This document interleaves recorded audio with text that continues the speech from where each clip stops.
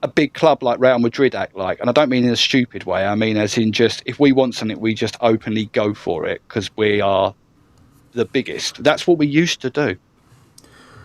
We used to do that. I think it's difficult. Are we too scared to take a chance, Sean? Do you think? Are we too scared to take a chance? I think we don't want to overspend.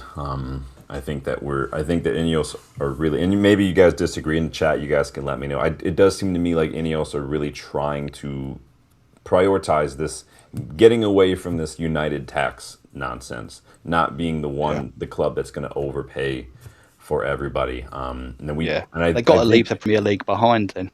I think they've learned a little bit from last summer. I think they did overpay a little bit for Cunha and Mbeumo, but I think that it just is what it is. I don't think they cared too much at the end of it. The data reportedly showed them that they needed to go hard for the attack, and that was going to move us up the table, and apparently it did. Clearly, went from 15th to 3rd over the course of the season. All three of our new attackers contributing double-digit goals, so it is what it is. Do you think we overpaid for any of those three a year later? I don't. I think that the Cunha deal, the Cunha money, and the fact that we were willing to pay that release clause in a little bit more, I think that definitely put us in a weaker negotiation position when it came to Mbeumo, personally. But I mean, the value what we paid. Do you think we're getting the value out of the player? What we paid.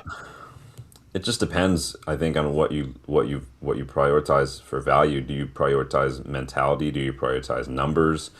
I think everyone's going to have a different answer, because you could say, well, what Cunha brings mentality-wise is worth it, but then you can, if you look at numbers as well, I mean, what Mbeumo kind of went off the boil a little bit as well. And a lot of people were saying we overpaid as well. It's really hard to put a value on the intangible kind of stuff. It just depends on what you individually, I think, value.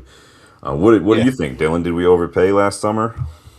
No, not based on what I think we brought to the team. I think especially at times, I think we've seen some low points, especially for Mbeumo. Couldn't get anything going. But I think when we have more players, we'll have some more versatility for Šeško, Mbeumo, and Cunha, and even Ahmad to come in and be more effective. I think this was because we had some turmoil with how Amram was going to play, and we go to Carrick, and now we switch it up, and we have some differing positions, and Mbeumo doesn't necessarily fit that area. I think there's just some growing pains of that. I don't. I think all of them getting double-digit goals is fantastic. Yeah. If only we also could have got Unk to double digits. We got close. It would have been good, wouldn't it? It would have been so good. I don't think that the players weren't worth the money. What I meant is I think that had we gone for maybe Mbeumo first, because if we were going to pay the release clause anyway for Cunha, it wasn't matter. If we had gone for Mbeumo first, we might have been able to get him for less than what we paid. I see what you're saying. So I think that there was that thing with Wolves, from what you were like, if you pick the ins and outs of the story before it, we kind of arranged that with Wolves a little bit before. Yeah. And they kind of let Cunha do this, and Cunha said to them, I'll sign it, but I'm definitely going. And clubs don't like that, but we were respectful. We said, look, we need to do this now. We want to do it before anyone else gets in. We'll pay a little bit more. And I think that shows our mentality that we want it. We want you. And if I was a footballer, I'd be happy to see the club fight for me like that. But I agree with Dylan. I don't think any of them were a waste. No, I'm not not waste. upset right now. No, at all. We've got Cunha, we've got Ederson right now. Hey, I'm always just of the mindset. Two of the players that I wanted have been signed. Look at you. I'm just of the mindset of like, I know what other players are around that you can get for, and for me, I'm like, man, every extra 10 million we overpay, that's 10 million that could be spent and put towards another player potentially. That could have been the difference between this player and that player. And it sounds penny pinching. It's not. It's just again, the money is finite. You don't get an infinite amount of money to work in the transfer window, and so you're 100%. And so it's trying to know how much you want to pay. Be ambitious, yes, but we can't complain about United tax for the last decade and a half or so. We can't complain about not having money. We can't complain about not being able to sign players and then turn around and say, just go spend the money. Just go spend it. It doesn't work like that. You can't have it both ways. This isn't, we're not buying a bunch of brown envelopes and stocking up every summer like City do. We're not like spending crazy money like Liverpool did last summer and reportedly this summer. Like, we can't go out and spend 250 million on two players like Liverpool did last year. Like, it's just not gonna happen. Speaking of people who have money for no reason, what are Spurs apparently doing? They're reportedly going in for Sandro Tonali with a big money bid. I don't know where they're getting this money from. They brought in Kudus, Gallagher, Simmons, way overpaid for Van Hecke, sacked several managers last season. They spent 250 million or so on transfers alone last summer and going into January. I don't know what is going on. Can you imagine what Poch is thinking after he got him to a Champions League final and they literally didn't sign anybody that following summer? He must think like they just hated me. But I don't know. Do you think that's going to work? Because it's going to crumble. I don't think De Zerbi's going to make that work. Zerbi won't be there in 2 years' time, and I will bet anybody £1,000 to charity if you like, whatever you like. I don't think they're going to get these players that they're going for, if I'm being honest. No. Maybe Spurs are trying to make it look like they're back in De Zerbi. They're trying to convince him to stick around, right? But hey, get the popcorn ready if they fail to get any of these big players, because the De Zerbi fallout's going to be a spectacular thing to behold. Oh, absolutely. It's like it'll be Conte 2.0. It's the... Do you know what it is with Spurs? I saw something the other day that was to do with the way the PSR is changing over now. Yeah. Spurs can overspend a certain amount this year because they don't need to comply to another certain amount of time later. Yet any other team seem to be mentioned, like if United look at that, Arsenal look at that, or something like that, it's, they're cheating. Well, but Spurs, I even saw it on Sky, them a guy breaking down how they can make the money stretch over 2 seasons. Well, that's just monetary, putting it in monetary terms instead of one big lump. Yeah. But basically, they can spend 200 million without worrying about their next season budget or something. So I'll forget it. You say we feel bad for Spurs, Dylan? Is that what you said? Because they're just the perennial losers. So they're just like, just let them try. That's all. They're in the same boat we were this past season. No Champions League football whatsoever, right? It's again, that's a big revenue loss for a club that just spent a lot of money on a stadium not that long ago. Who, unless they're just pulling a Liverpool and for the next decade they're going to call everything, the Harry Kane money like Liverpool did with Coutinho for about 7-8 years. I reckon they're going to do that. Look out for at least another 10 NFL visits next year and 3 Beyonce concerts. The other thing with Spurs is Sean just nailed it. They're in the position we were a year ago. It's exactly the point I was making before. We can't allow this. It's not about whether we want Tonali or we think he's worth that much money. I don't want that particularly. I know Rob Taft does. But we were having this the other day. What would you guys pay max for Fernandes? Max. Well, I said the other day I'd probably go 65 with like 10 million in add-ons would probably be my max for Mateus Fernandes. That for you, Dylan. So you're about 10 million in total under what West Ham want, which I think, and most other people would accept, is acceptable, right? But at the point of walking away for the sake of 10 million, if you've gone to 75 million pounds for someone, I'm sorry, 10 million is not anything different. And to walk away would cost us more than it would be the 10 million. And I'm telling you now, but exactly, if we walk away and go, right, we'll have Alex Scott, they'll turn around and go, we want 80. Why? Well, because we know you've got it.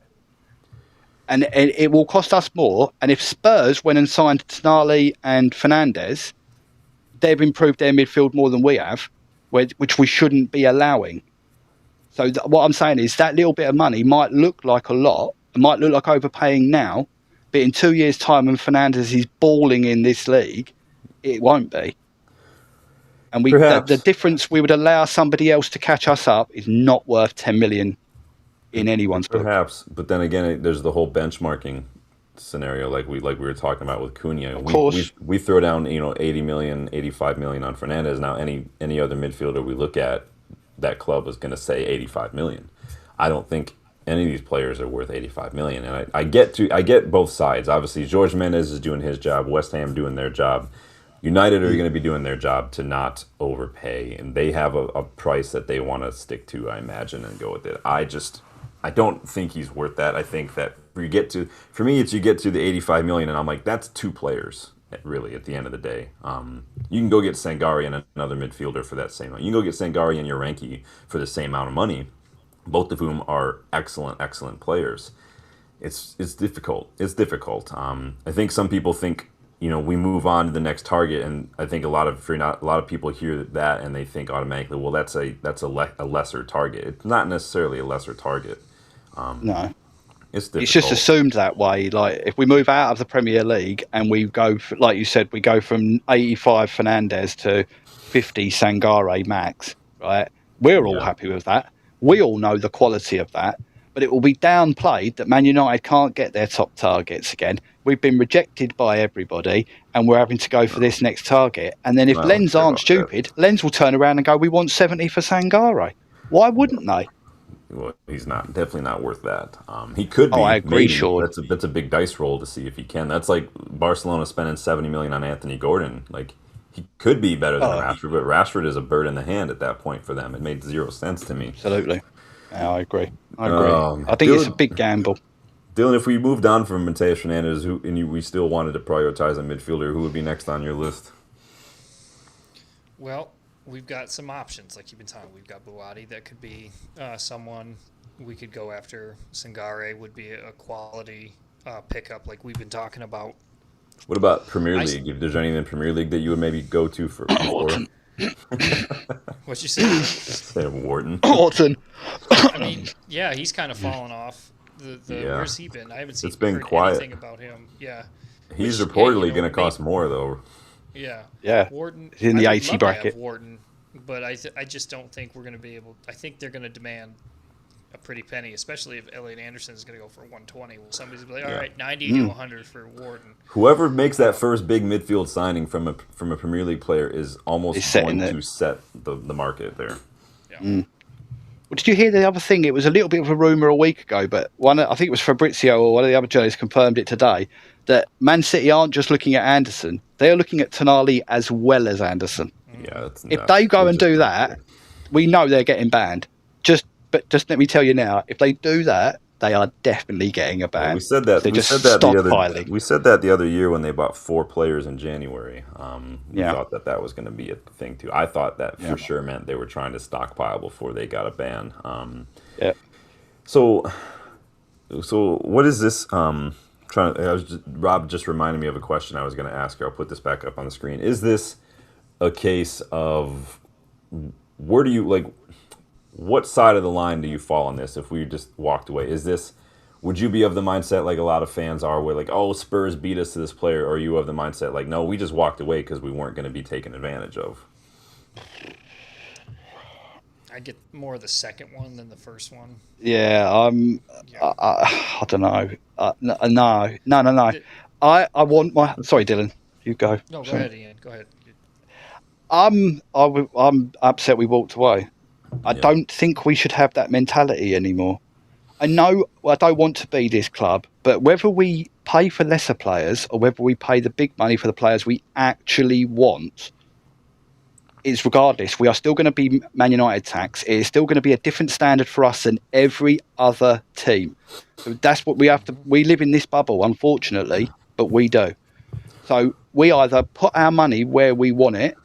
So I'm going to challenge you though, Ian, there, because go on then. Because we've all been very critical of what Spurs have just paid for Jan-Paul van Hecke. Yes. And if that's the player that they want, and if that's they want to go out and get him, again, that mentality and just it's a playful challenge. Don't take it personally. No, I will agree with you. We both agreed that they have overpaid on that, but they've overpaid for something they want. Yeah, I think it's more of an overpay, not because I don't rate the player, because we all like Van Hecke on here, and I definitely would be happy if United would have been linked with him. But with a year left on his contract, that's a 500 times worse deal than we paid for Mason Mount. Yeah, 10 times worse by the wages. That's but rough. That's why that's overspending for me. The players at Fernandes, we wouldn't. If West Ham wanted 85 million and he had a year left on his contract, they can take a long walk. I don't care who you are, you're not getting that. Is Don't care if you're Elliot Anderson. I'm not paying that with a year left on the contract. Is it wise then to look at players who are like Mateus Fernandes, who are just 1 year into a big contract with West Ham? Is it wise then to look at players like that, knowing full well that they're going to be way more expensive than a player in the final year of their contract?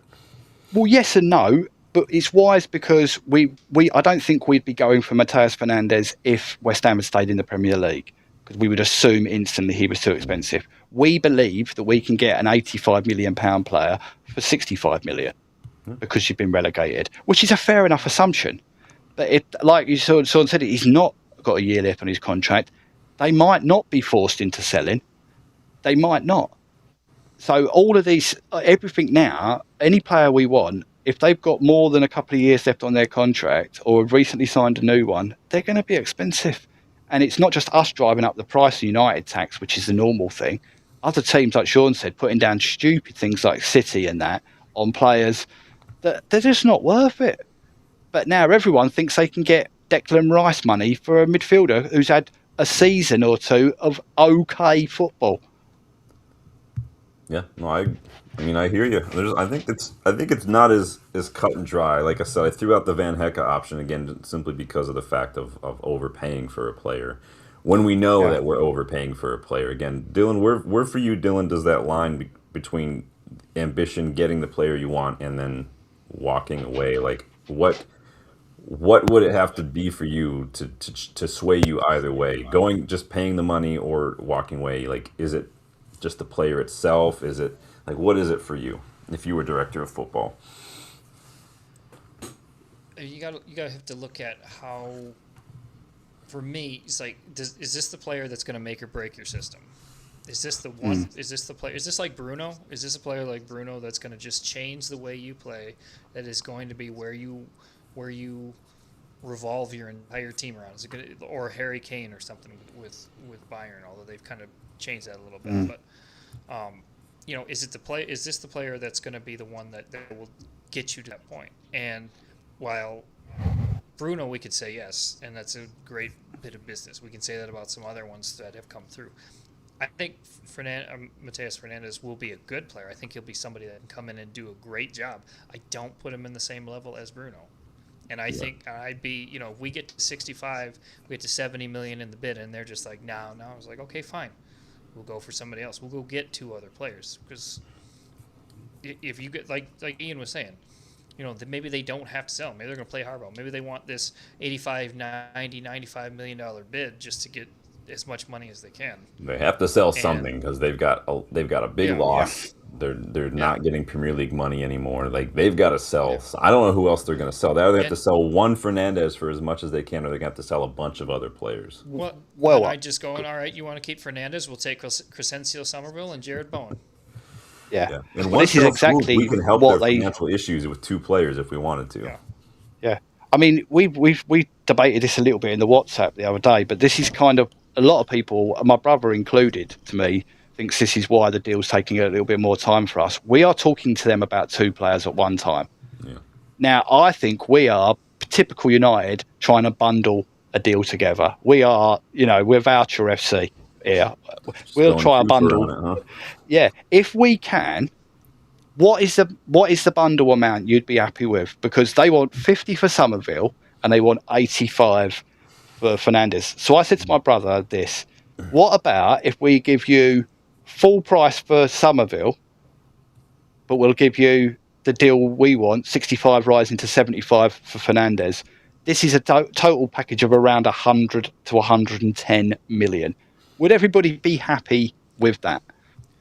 I'd even go up to 115, but yeah, I'd be good with that. I think that'd be a good deal.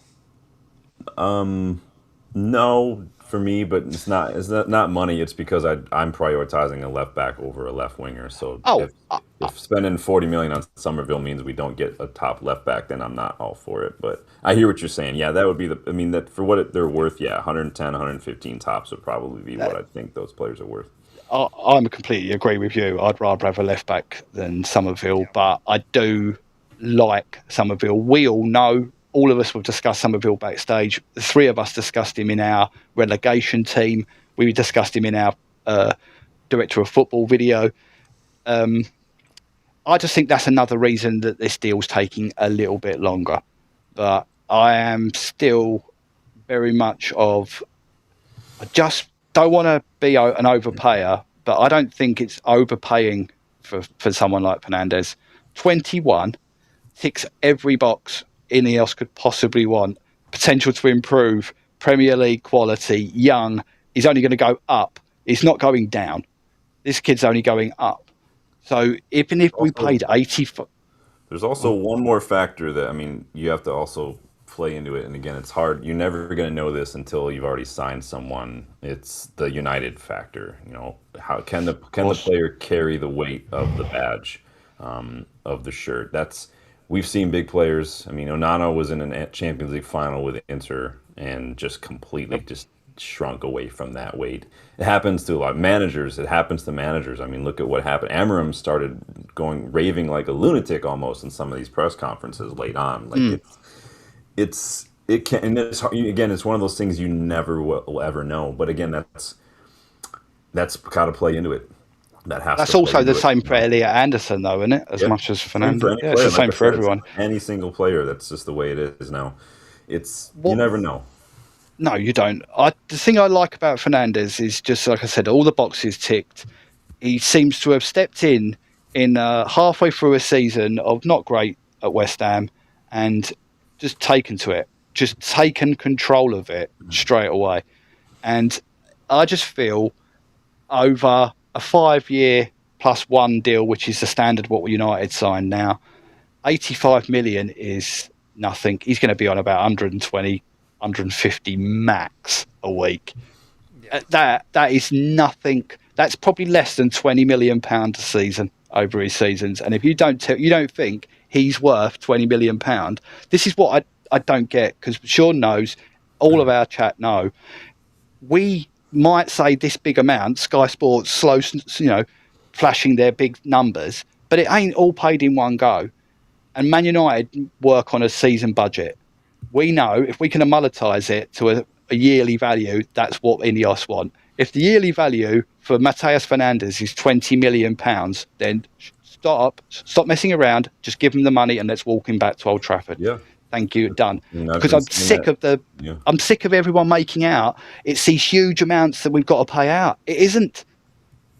It is not. It's just how much it's worth over the value.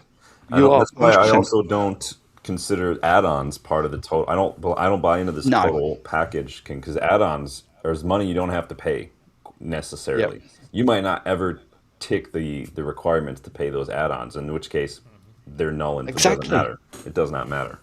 No, but even if you don't have add-ons, even if it's just a strict, even if it's just a Ballon d'Or clause, greatest clause ever. That was the greatest clause ever. He was never winning that. I mean, you can get away with it. That's why I don't have a problem with going high with add-ons for someone like Fernandes, because again, you either don't pay them or you do pay them, and if you do, I don't care anyway, because it means you've won trophies or something. That's what's going to activate the add-ons. I really don't care at that point. Exactly.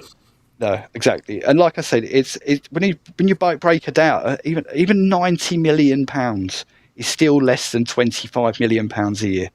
Yeah, and so I think it's just why you don't listen to the media and the media alone, guys, when it comes to prices and how transfers work, because they will do everything they can to make it look as extreme as it possibly can be. Yeah. You could sign 6 players for less than 150 million a year cost net. So just hope they do well. Just hope they do well. A lot of midfield talk, a lot of Spurs talk we're talking about. Of course, United have been linked to a lot of players, a lot of midfielders. Even after locking in Ederson, potentially maybe bringing in Mateus Fernandes, who knows. Felix and the matches rumors have kicked on following the performances against the Ivory Coast. We knew that was going to happen. Buwadi, even now we've got some Alawi rumors as well. I'm sure the more things are going to happen as the World Cup. But there's a new name that's been added to the midfield market, and of course United's name has been connected and is not in the World Cup. And that is coming from David Ornstein, who has had this to say about this young man, that apparently Lucas Bergvall has informed Spurs of his preference to seek a new challenge elsewhere. I always love how they phrase it. Like, I just want to seek a new challenge. It's not you, it's me. Like, just say you want to leave. Like, why we got to sugarcoat this? of course, our name has been linked in the whole story and everything. I don't know what you guys make of Bergvall. Dylan, I've are you got a very fan? strong thought. Go on, Dylan.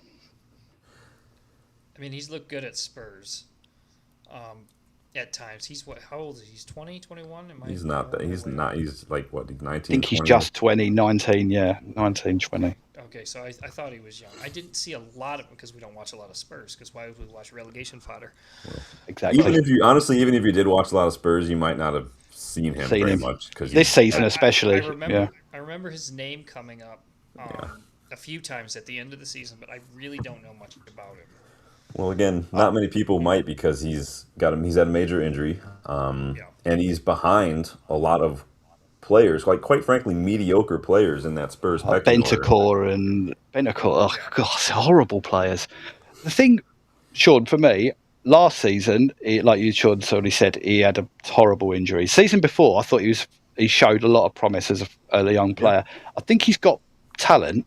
But I'm gonna call him something now, and it not because anything to do with his ability, but he's Pogba 2.0, right? And I'll tell you for why.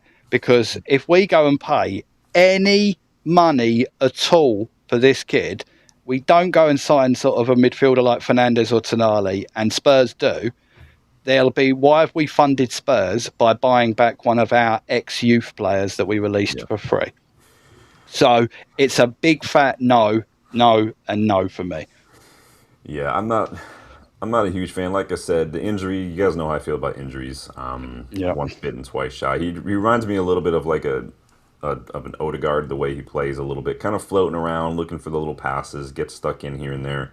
But again, even if you put the injury aside, he's behind players at Spurs that are just not very good. If you can't get into the Spurs team ahead of those guys, and you've got Spurs who are now looking at Tonali and Mateus Fernandes, what does that mean for how they feel about Lucas Bergvall in terms of their midfield? I'd rather have Archie Gray. Yeah, I love Archie Gray. Good luck with that, though. He's basically bleeds leads. He is filth. We'd have to disinfect him, but yeah. And I don't want to help Spurs. They've still got Kudus, Shimmons, both. They spent big money on. Both of those guys are injured. They just spent a lot of money on Van Hecke. I don't want to help them fund their Mateus Fernandes hunt by giving them money for not a penny. So no, I'm good on that one. The only player I would take from Spurs would be Pedro Porro. Honestly, it's literally the only one I would take. Really? Oh yeah, I he's an absolute baller. He's got Licha-like mentality. He's got a Wanda the right foot. I'd say goodbye to Gallo immediately, and I'd put Pedro Porro in that right back spot, and he'd walk. Nobody's ever heard you mention him. I've mentioned him a lot on the channel. He walks into a lot of teams' starting 11, in my opinion. But yeah, I like Pedro Porro a lot. I think he's absolute baller. But that's another conversation for another day. But let us know in the chat what you think about Bergvall. Again, wanting to leave, a couple players wanting to leave. Supposedly another one wants to leave Chelsea as well. We'll see. Reece James put out that Instagram post last week that one snake out the door when Cucurella left, one more to go. Who do you think the next snake is at Chelsea? Nacho. Yeah. My money's got Nacho every day of the week. I guarantee nobody talks to him.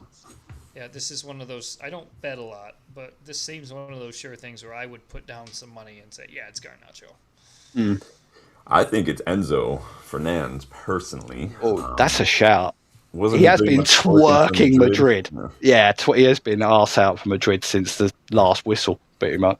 Yeah, and again, like to your point, Ian, with amortization, yes, they paid a lot of money for him, but it's like a 10,000 year contract, so they've maybe only paid 25-30 million for him so far. They can actually, as ridiculous as Chelsea may look with some of these contracts, if they sell him for anything like 60-70 million, they'll make money. Like, it just is what it is. Definitely. He's not going to be less than 80, in my opinion. Yeah, he just won't be. Chelsea could be. I mean, they might have to sell any more stadiums to themselves if they keep it up. Yeah, Rob Taff agrees. I'll tell you what, Sean, and I agree with Rob as well. If Enzo, you might have just seen that one tiny chink of light that we might have in this window. If Real Madrid do a Real Madrid and don't go and do the opposite what they did to Atletico Madrid and be stupid just to screw Barca, what if they come in and go, yeah, we'll have him for 60?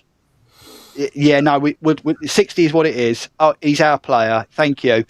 That then turns around to the Premier League, and when you go, 85 for Fernandes. Are you joking? Yeah. Enzo Fernandez has just gone with 7 years left on his contract after £105 million transfer for 60 million. Yeah, 50. Exactly. That is what we can only all pray for Jose in that. Please, Jose, do us a sly favour on the back burner. Like I get the fans. I think Rick and Mank said it earlier. Like he doesn't care what Spurs do. Sometimes, like to some degree, there is something to be said. It's like poker. If you ever play poker, it's not necessarily just about the cards that you have. Sometimes it is about playing the other people. And playing off the other people. At poker. I'm never very good at that. No, sure, that's exactly right. Do you think a year ago when we were 16th, losing in the Europa League final with Amorim, Why you got to bring Man it up, City? man? No, but I don't. But do you think that Arsenal, But Arsenal, do you think all the big teams that we're ahead of, the teams we finished ahead of this year, do you think they worried about us last year? I don't think they did. No, well, they should have, because we came in and we completely stole a bunch of players from them, didn't we? Oh, exactly. But you imagine if we'd have had that whole season with Carrick, we all know that could be title winning. But the fact is, what Sean said there, we can't let these other teams catch us back up. It's taken so long to catch Man City up a little bit and Arsenal back up a little bit. We can't fall behind. It is criminal if we do. It's hard. I mean, I keep reminding myself of that Barada interview, and yes, you can say it's just all for show or whatever, but they have a plan. They're not going to let agents kind of dictate prices, and they want to be flexible in case opportunities come up late in the window that weren't there at the beginning, and so they're trying to cover all their bases. All you can do is hope and believe, and we'll do a video after the fact. We will rate the transfer window after the fact it's done and call them out on their nonsense if it's nonsense. But we can't look at last window and say it was a failure. I do still think we should have pushed a little harder for a midfielder last window. That's a big negative for me. But a lot of the players have done really well. We've had literally the Premier League signing of the season and Sena Lamans as well. All of us are happy with the attackers as well. I can only go by what I see so far. I have to go by evidence and what I've seen from Ineos. And so far, transfer-wise, a lot of the other shit they're doing is just ridiculous. But transfer-wise, they've been a success. Have been good. They haven't maybe assigned as many targets as they would have liked, but the players themselves have been good. Yeah, I would have to agree with that. Yeah, Dylan, I don't like the process, but I do. Yeah. Danny's got a question for us. Before we dump into this, guys, make sure if you haven't yet done so, please hit that like button, subscribe. We are cruising. We're having some really good discussions tonight. We're already an hour and a half in. Let me see what Danny Boy has to say here. Question for all the panel. How many signings do you think we will have in and ready for pre-season? When is the first kickoff? I gotta look this up. Hold up. 3. So Saturday, July 18th. So literally just a little less than a month. We play Wrexham in a friendly. So we got a little less than a month. How many signings do you think we will have in before then? Well, we already got a cheater with Ederson. We know that's probably going to happen. Yeah. I really want to be optimistic, but I'm going to say for that time, I think we'll have 3. And that's super optimistic, I think, still. I want to say 1. I want to say 1 more and on top of Ederson, but counting Ederson, my 3 count Ederson as well. So I think we'll have, I don't know. I'm going to be ambitious. I'm going to say 4. Because I do think that we will get. It's pretty ambitious. I do think that obviously Ederson. I do think we'll get the Mateus Fernandes. We will get the Somerville. I think the Somerville over the line, and I do think we're going to sign a keeper as well.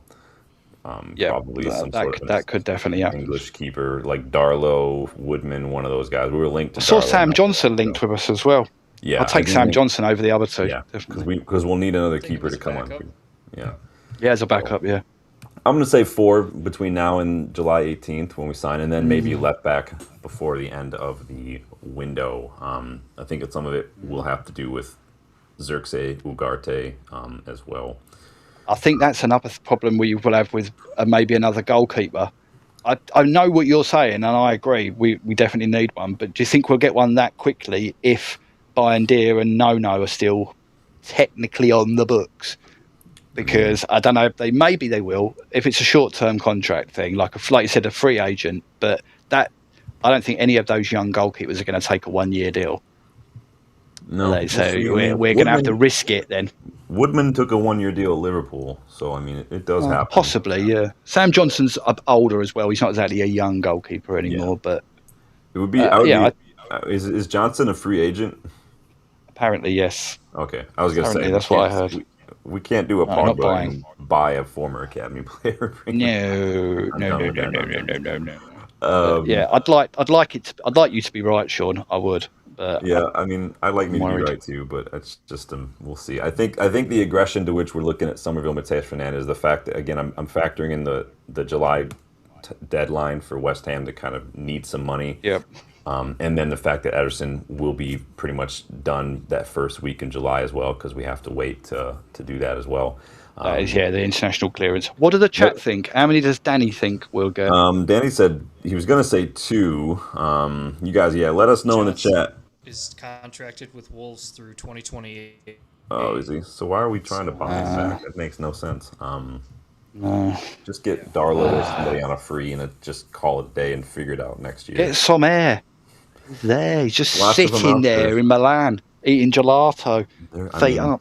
I'm sure. I mean, he's probably not in too big of a hurry to swap the weather and the gelato for for fish and chips for a hot dog on the rain. Yeah, I would take fish and chips over the gelato, but it is what it is. Oh, I would as well. I'm not a fan of Italy. I don't know if you guys have been. A couple more odds and ends to get through real quick here. Let's talk. Danny says 3, and then he did not include Ederson because he's signed. So basically what I said 4. So this next bit is coming from Sully Talks, who says that we did in fact make contact with Tchouaméni's representatives prior to the fallout between him and Federico Valverde. Now the report, according to Sully, is that that Barada and Wilcox actually met with Tchouaméni's agent. Haven't been any major movements since then, but according to Sully Talks, if Tchouaméni does become available, which a lot of people seem to think Madrid are looking like it now. If that happens, Sully Talks asserts that United will be first in line to get that deal over the line. So Sully Talks did an open Q&A earlier for about 3 hours on Substack or some shit like that, or like Patreon or something. Basically, let a lot of people ask questions, and then Sully Talks would respond. And so a lot of this is coming from the responses in there. What do you guys make of Tchouaméni? First of all, I believe what he's saying, that we have had these talks. A couple of weeks ago, I would have thought it was rubbish that they were even looking. I thought he was a perfect Jose Mourinho type of player. Just absolutely Mourinho perfect. I'm with you. I'm still a little bit concerned about his injury record. His ability as a footballer, unquestionable. He'd be easily the best midfielder on the list. If we just put it down to ability, easily. The most experienced, the most winning, the biggest monster change any one of the players we've linked to that would make in our midfield instantly. I think he would go down as a marquee signing, if you want to use that term. The fan base seem to need it, like oxygen. But I didn't think it was real. I think it's looking more likely. The rumours are that we're willing to let both of their midfielders go. They're looking at like Bawadi and a whole bunch of other midfielders. I think if you see them make a big move for a midfielder, which I think will be Bawadi, I reckon he'll be up for sale. And it's first come, first served, basically. And I can see us doing it. This is one of those, you just said it just now, Sean. This is Barada, market opportunity. Yeah, I think they do want a marquee signing, but I agree with you on the injuries. I posted on X yesterday that the injuries are they don't look great. Dylan, what about you? What do you see for him? I agree with everything Ian's saying. The other thing I think part of the other reason why the Mateus Fernandes deal is kind of taking a long time is I think we're monitoring this situation. We want to see where this goes to.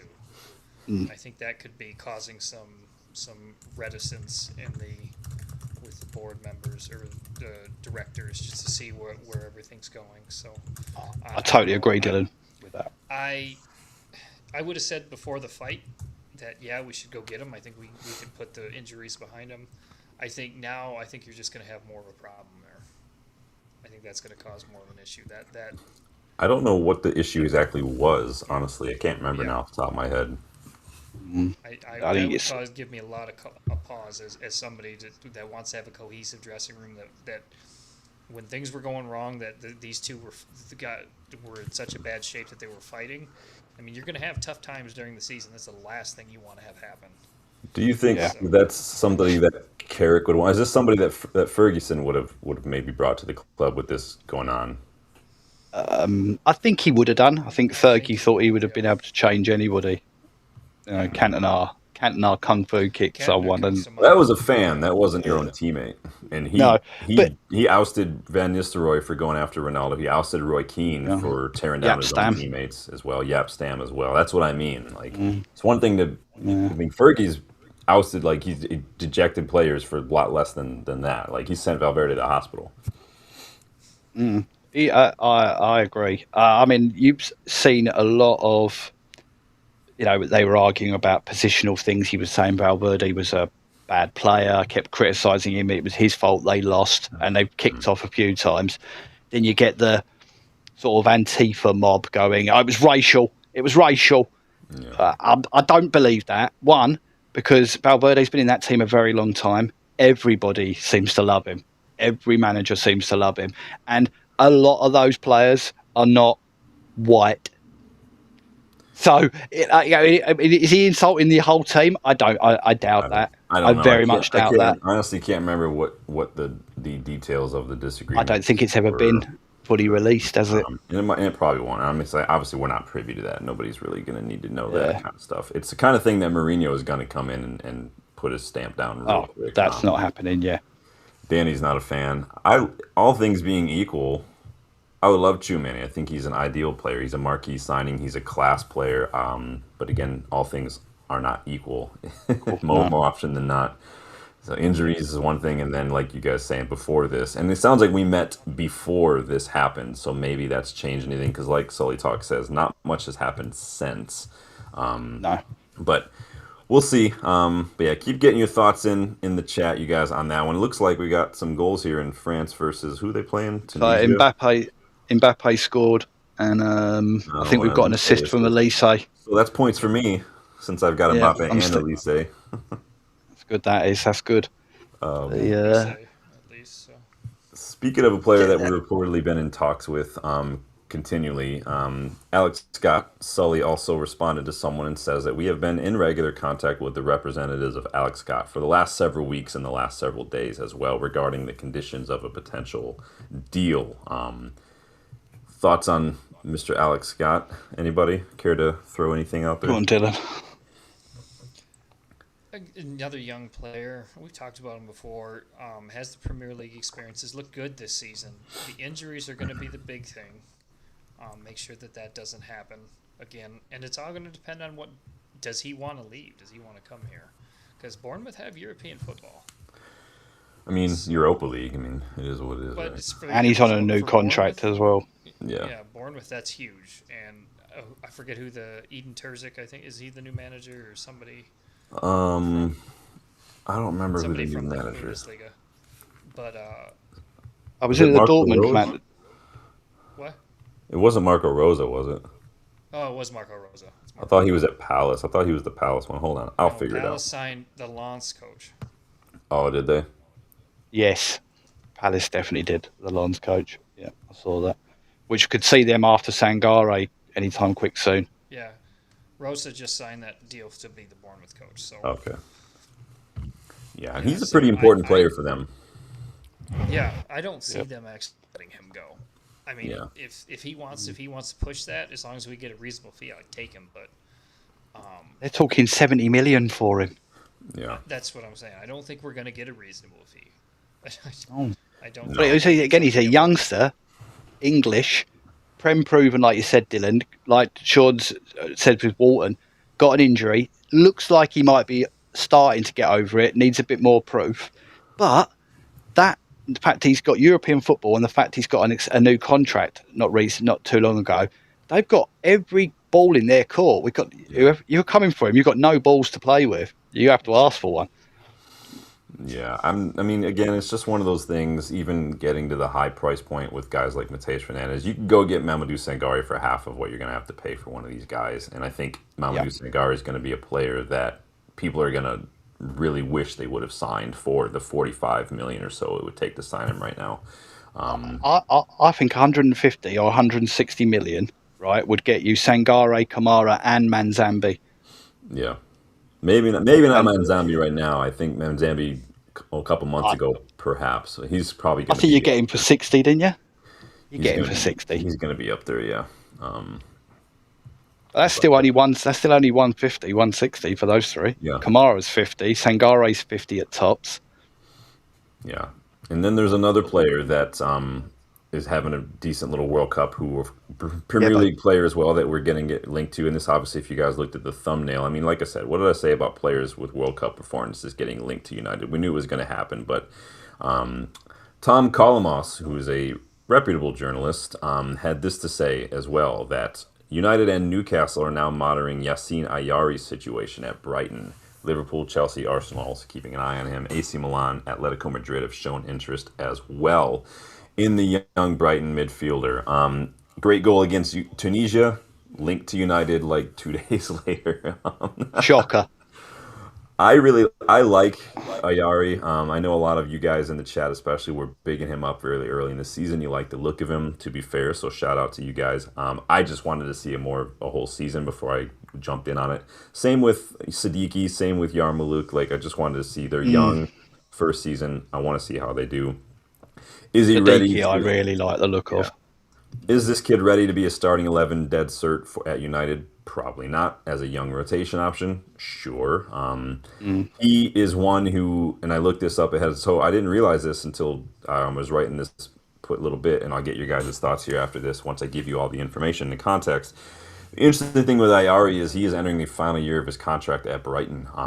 Renewal does not look likely, meaning like Jan-Paul Van Hecke, Brighton may look to cash in on him as well. So all that context in mind, go.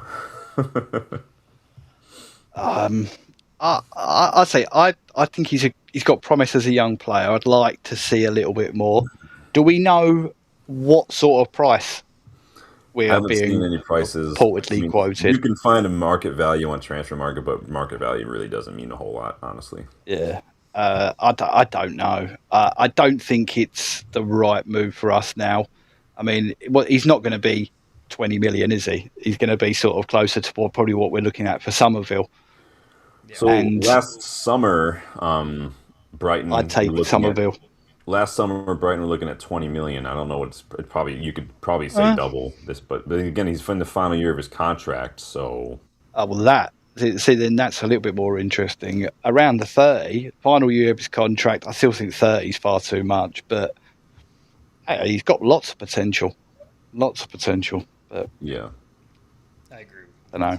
Yeah. Potential's there. We can see some of it there at the World Cup, what we saw last year with Brighton. But yeah, that's another one where, like in the chat here, we had linked with everybody. So do you know the other thing though?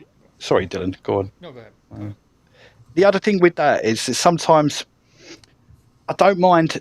We all think that we should have a left back over a left-sided attacking option, right, or a forward attacking option. And if we're going to buy a attacking option over a left back, let's buy a proper one, not another one with potential, because we've already got that in Dorgu. Yeah, and we've got young players with potential that can play on that in those positions. I don't want that if it's just another one that's going to block Noah or JJ or Dorgu. And I don't see the point in it. If you're going to get someone to come in, I want them to be as good, if not better, than anyone else we've got already. Otherwise, I don't see the point right now. Danny says he's another Bergvall. Interesting. So he is a little bit more defensive. I put him up here, and I've overlaid Mateus Fernandes, Ayoub Bouadi, and Mamadou Sangare because they're all pretty similar. And this is what I want you guys to look for too when you look at these plot points. Look at the overall shape of the that like the spider web makes, right? If it's a similar shape, as you can see, it's a very similar shape here. Like an archway in it to the side. Yeah, they're all very similar. They're all very dual winning. Now he is just not winning. Now he doesn't. He's not a regular starter. He's got less minutes than all the other ones by at least 400 at least. Mateus Fernandes has literally 3,300 minutes, so literally 1,000 more minutes than Ayari. So minute sample size is going to play a key. Again, this is why I don't put Manu's numbers on a lot, because Manu wasn't playing for half a season, so his numbers are going to be skewed. If you look up right now, Premier League numbers last season for most defensive actions per 90, like most tackles per 90, Ugarte is going to be number one in the Premier League because he played for like one game, made a lot of tackles, and so his numbers are going to completely skew that for him. Again, people who don't understand a per 90 stat and don't understand how integral a large sample size of minutes are, like I got like people try to like come at me on Twitter once for this kind of stuff, and I'm like, I can only explain it to you. I can't understand it for you guys. I don't know what to do. I can't make your brain work. I need to just pay. I'm not going to pay £10 a month for this. I don't use it as regularly as I should. It literally costs £10 a month. But yeah, comparing his numbers, so Ayari is in the blue. He's literally, eclipsed by everybody. Promising numbers, but again, he's 22, so roughly same age. Mateus Fernandes as well. Older than Buwadi, like a year younger than Sangari as well, and all these players. I mean, Sangari is like by far and away like the best one on there, pretty much, if you want to go overall. Which is why we constantly say, go sign Mamadou Sangari. He'll also cost. Can we just have 3 of that 4? I don't care. Just let's randomize it. So Sangari is also going to cost about 20 million less than any of these other guys. So it's just to me, it just makes no sense to not look at him personally. But this is why I can't understand why we're not. The Favell thing is so there, but not only that. The one main point that every Man United board member who's spoken about, it keeps going about this data-driven approach. Surely that's what data shows them. This guy is better than everyone else by a considerable distance in this position. And it's also the same with Fernandes and Anderson. You look at it. I was writing it down today. I put it in those little boxes in our WhatsApp group. People sit there and say they'd be happy with 120 million because they think Elliot Anderson's the second coming of Beckenbauer and Bobby Charlton put together. But they wouldn't be happy with Fernandes for £45 million less. When you look at the two stats, they are near enough identical.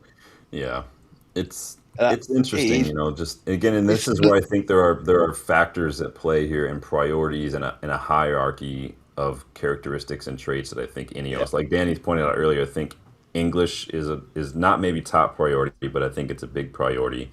And I do think Ineos tend to look more at Premier League players than other players. It is what it is. They definitely do. Danny's right, 100%. Sangari should be all over their data. It should be topping every chart. It should just be the Sangari report is just what it should be called, and then it's just I just don't get it. Like it just makes too much sense not to, but it is. When they go, you'd have the old what do they call it, like the Tinder swipe. Imagine they've got a list and it comes up. Number 1 choice, Mamadou Sangari. Okay, we know that. Number 2 choice, Mamadou Sangari. Number 3 choice, It keeps liking this guy. They just need to measure everyone against Sangari and like I said, I did a whole video on Sangari. If you guys haven't seen it yet, go watch it. Favell has literally been following this kid since he was a teenager playing in Africa. Like, he's in his Rolodex, he's in his file. He should just, I just don't get it personally. Maybe, who knows? No. Maybe that's what I mean about being scared, Sean. Yeah. I think there's a genuine scaredness of teams to go outside this quality, because if they go and fail, it'll be like, why did Man United waste their money on a player from France? Well, no one plays well in France. Why bother bringing in a best-in-class recruitment team and bringing all these analysts like Sansoni if you're not going to trust them? Exactly, but they would say to Man United stick, no one plays well in France, beat us with it. But they didn't beat Leicester with that stick when N'Golo Kante was bought in for 700,000 and became one of the Premier League's greatest midfielders. They just spent 55 million on Euro after one season in France. You have to risk it.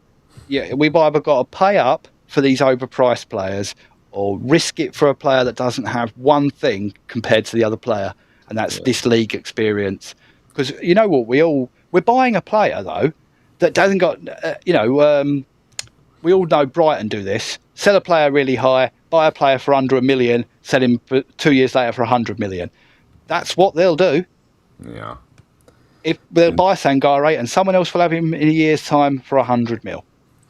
Dylan, are you going to be like Danny and be sick for a week if somebody signs Sangare and he's not United? I might not. I'll have a stand-in for myself and just be like, Dylan can't be here right now.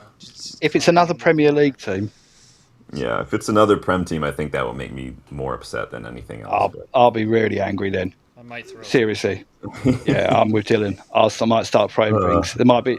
You need a button, Sean, with a beep, beep, beep, and just hold it down when I start speaking. Don't even bother doing a show. We'll need a 15-second delay for that show.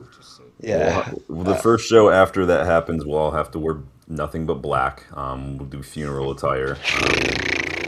Just the way it's going to work. So there goes my dreams. They're dead.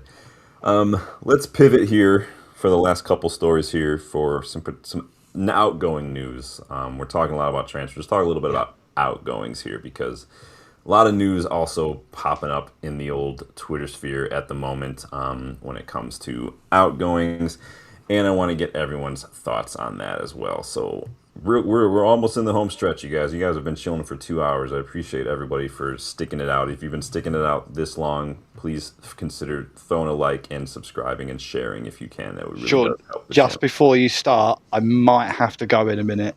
Okay. I'm waved by the wife over and over now, so. No, we've got people coming for dinner, so I don't know when. Well, let's talk real quick about this, because I've seen a lot of outlets and YouTubers running with what apparently is breaking news that United could take a loss on Ugarte. Yeah, like, no shit. We knew that by the end of the first season, he's not good enough. We overpaid for him. It's not news. Like, Samuel Butthurst. Color me pink. Now, the reason I bring this up is because going back to what Ian said earlier on Mateus Fernandes, the thing is that we pay this in installments. All we really need to sell him for is around 28 million to break even on Manuel Ugarte deal, which is very similar to Højlund. So, like a 30 million sale for Ugarte would actually see us make money. A loss would only be maybe a couple million. If we sell him for like 25 million, we're only taking like a 2 or 3 million loss on this. This is how transfer fees work, you guys. The problem with this is going to be, you guessed it, wages. Like Rashford, like Anthony, like Sancho, like pretty much any player we struggled to sell in the last decade and who eventually just left for free, we pay Ugarte too much. He is on 120K a week as a base salary, which is another thing that kind of makes you throw up a little bit in your mouth. That could be an obstacle of getting him out of here, which means if you can't move him and he stays, I don't know how many more midfielders we will be signing at this club. How you guys feel about that? He needs I'll be. We can't keep him. And just for himself, I mean, he's not. His career is not going to improve, or at least have the chance to improve, if he stays. He's shown already with several chances now that he can't hack it in the Premier League. Yeah. He just, or at least for United, he can't. Maybe for a lower team he could, but he just cannot hack it here. Start him in the World Cup the next round for Uruguay. Maybe we can use that as a shop window. I mean, he did have some nice passing against Cape Verde. He's played okay. With a grain of salt, but... Shop window, man. He's just got to go. He's just got to go. Has to go. And like you said, Sean, if we take a couple of million loss, I'd rather that than he stay. Because if he stays, it's just an excuse for Ineos not to fill a squad position. And also, we'd probably save a couple of million in wages. Yeah. If we sell him for cheaper. If 25 they want, and the team's bucking about the wages, give us 20, see you later. Yeah. Just move it on. Because I don't want excuses that we've got too many in the squad. Yep, take it. Keep a couple million loss. Again, I think you can't always just believe what the media is going to put out there, what the tweets are like. Oh, we paid this much. If we sell them for this, it's not the way it works. So keep that in mind. And let us know in the chat what you make of that 120K a week, because that did make me throw up in my mouth a little bit. Yeah, that's disgusting. I mean, luckily it's not in the silly 250 and above, because I think when people start talking about 250, you're paying someone £1 million a month to play football. Yeah, that's it. Teams bucket that massively. Those numbers just don't equate. Yeah, but I don't think any of the players that we're selling, excluding VTech, I am personally too bothered about what we get for them. I just want them gone because they are filling squad spots that we will use as a reason not to sign other players. Simple. Yeah. That's simple. That's what they will do. So Xerxes goes, Rashford goes, Agate goes, and both the no keepers go. We will have to replace them because we do not have squad spots. Yep. If they stay, it's an excuse to buy 4 players and let's try with that again. Don't give them an excuse. Get rid of it. Get them gone. Yep. Move on. Yeah, don't care about the money. This is the danger of doing well with a shit squad. Is that now it's like, well, why you should be able to do it again, right? Exactly. Yeah, I don't want it. No. Feeling 120K a week. How are you feeling about that? Sick to my stomach. I was hungry. I'm not hungry anymore. So. I would do more than Ugarte and get paid 120K a week. I mean, that's nuts, man. Yeah, hopefully he just has a good World Cup and get him out of here. Go to Turkey or something. Speaking of Turkey, we're going to end on this little bit of random rumor here. I don't know if you've seen this, but it's coming from a pretty decent Turkish journalist. His name is Ali Naci Kushuk. Has to do with another potential player exit. Let's take a look at what he has had to say. It says Galatasaray has initiated official contacts for Bruno Fernandes. United demanding €8 million. Bruno is asking for 21 million euros a year. Galatasaray finds these demands high. The goal is to bring the transfer fee down to 25 to 30 million range, and the salary, yeah, good luck with that. To 15, 16 level. What a joke! Do you know what? I could. So I didn't like listen. I didn't write it. I'm just sharing it with you because I thought we'd end on a funny little lighthearted romp here. What do you guys think? Again, the journalist himself is actually pretty reputable, but the story itself is just nuts. Yeah. Go ahead, Dylan. What were you saying? It was like, at least we can laugh at it. Like, dude, Bruno's not leaving. Like, we got Champions League football. He's had the best season of his career. Just set a Premier League record, and he should have had more. We've all talked about how many he should have had, but absolutely, there's no reason he's going to leave. No, and also let's look at those figures. If it was about the money for Bruno, it'd have been gone a year ago for 3 times that amount of money. Exactly. And that's not the funniest story I've seen, by the way, in the last 2 days. Have you seen? Apparently, ready? Barcelona are going to use their friendship with Manchester United to discuss terms for Benjamin Sesko. If they thought that would be, I'd tape it. I'd put it out there. It'd be the world's greatest meme. As you pick up the phone and go, "Oh, you want Marcus?" No. Maybe. Hold on a minute. No, not you guys. Sorry, I was just making a bit of it. maybe one of these days. I did see that story. The reason I didn't bother with it because from Martha are garbage. Maybe I just need to do a show where we send the whole section going through sources and outlets to just not ever spend any time on. I'm talking Build. I'm talking Fikahes, Indy, Kayla, Marca, all this. This all offside. Caught offside. 365. It's all just nuts, man. Daily Mail, yeah, I can. Yeah, it's ridiculous. The Sun, any of that stuff. Anything that starts with Arsenal. Yeah. There's a lot of sources out there, you guys. And even guys like Ornstein or Romano these days are starting to feel a little bit more and more like agent tools. They absolutely are. Than they ever have. And I'm not saying. And there are a lot of you guys always feel that way about agents, and to an extent, I agree. It's just the last couple weeks, especially with Ornstein, I'm like, where are you getting all this George Mendes stuff from? This seems like George Mendes suddenly woke up one day and remembered he's an agent, and now he's just putting out all these stories. I thought that was funny. I thought I would throw that out there for everybody to enjoy with the remainder of their evening.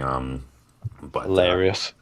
Good discussions tonight with you guys. I know the World Cup chat took a lot of time, but it's nice to go ahead and recap for all that stuff and talk about that because it's kicking off, man. It's a busy summer. I know, Dylan, you were at Detroit the other day for a watch party. How was that? You got to meet Kobe Jones.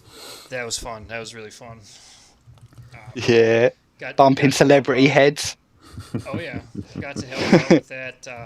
Our friend Jeff was helping out there as Striker, the mascot from the World Cup in '94. Oh, that was Jeff in there? That was Jeff. Oh, I did not know that. That's fun. That was really fun. I had a great time.